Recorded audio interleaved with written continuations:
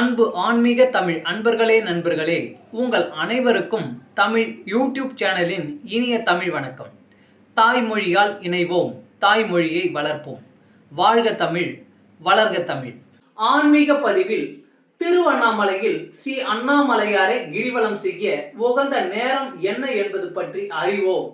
அறிந்து தெளிவோம். தெளிந்து கிரிவலம் செய்து ஸ்ரீ அண்ணாமலையாரின் அருளை பெற்று பிறவி பிணி அறுத்து நலம் பெறுவோம், வளம் பெறுவோம். ஓம் நம சிவாய.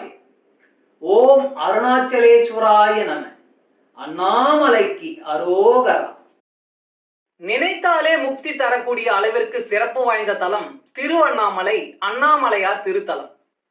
பஞ்சபூத தலங்களில் திருவண்ணாமலை அண்ணாமலையார் கோவில் அக்னி தலமாக விளங்குகிறது. இங்கு சிவனே மலையாக காட்சி தருவதாக நம்பப்படுவதால் இத்தலத்தில் பௌர்ணமி அன்று கிரிவலம் செல்வது சிறப்பான பலனை தரும். அண்ணாமலையார் கோயில் பின்புறம் உள்ள மலை 2268 அடி உயரம் கொண்டதாகும்.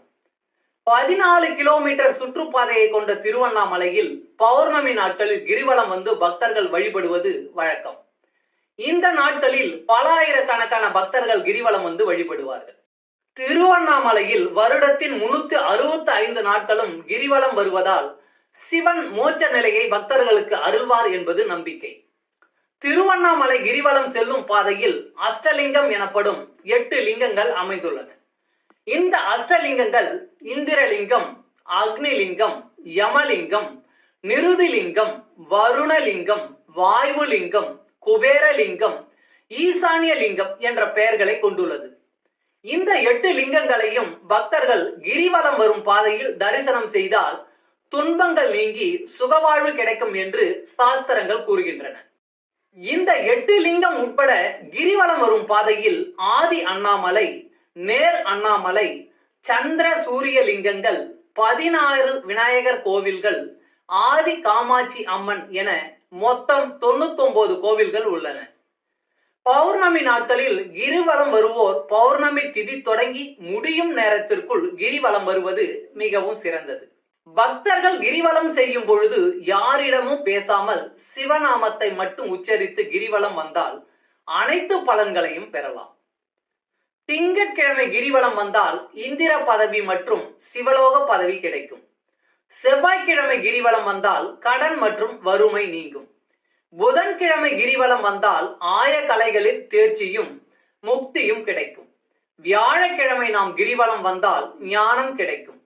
வெள்ளிக்கிழமை அன்று கிரிவலம் வந்தால் வைகுண்ட பதவி கிடைக்கும். சனிக்கிழமை கிரிவலம் வந்தால் பிறவி பிணி அகலும். ஞாயிற்றுக்கிழமை கிரிவலம் வந்தால் சிவலோக பதவியும் புத்திர பாக்கியமும் கிடைக்கும். திருவண்ணாமலையில் மாதந்தோறும் பௌர்ணமி நாட்களில் லட்சக்கணக்கான பக்தர்கள் கிரிவலம் சென்று அண்ணாமலையாரை வழிபடுகின்றனர். ஒவ்வொரு மாதமும் ஆன்மீக தமிழ் அன்பர்களாகிய பக்தர்களின் வசதிக்காக கிரிவலம் செல்ல உகந்த நாள், நேரம் ஆகியவற்றை தமிழ் யூடியூப் சேனல் சார்பாக அளித்து வருகிறோம். அந்த வகையில் ஆடி மாத பௌர்ணமி வருகின்ற 20ஆம் தேதி சனிக்கிழமை மாலை 6:05 மணிக்கு தொடங்கி ஞாயிற்றுக்கிழமை மாலை 4:48 மணிக்கு நிறைவடைகிறது.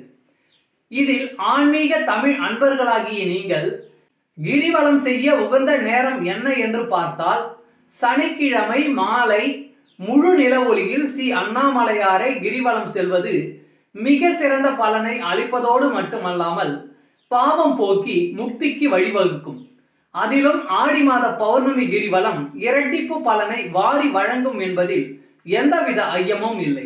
அண்ணாமலைக்கு அரோகரா. அன்பு ஆன்மீக தமிழ் அன்பர்களே நண்பர்களே, இவ்வீடியோ பதிவினை கேட்டு இன்புற்று ஆதரவு அளித்த அனைத்து தமிழ் உள்ளங்களுக்கும் எங்கள் உள்ளம் கனிந்த நன்றி. மேலும் இப்பதிவு உங்களுக்கு பிடித்திருந்தால் லைக் மற்றும் ஷேர் செய்தும், இதுவரை இந்த சேனலுக்கு நீங்கள் சப்ஸ்கிரைப் செய்யவில்லை என்றால் சப்ஸ்கிரைப் செய்து பெல் பட்டனையும் அழுத்தி ஆதரவு அளிக்கவும் அன்புடன் கேட்டுக்கொள்கிறோம். மிக்க நன்றி. அடுத்த பதிவில் உங்களை விரைவில் சந்திக்கும் வரை உங்களிடமிருந்து விடை பெறுவது தமிழ் யூடியூப் சேனல்.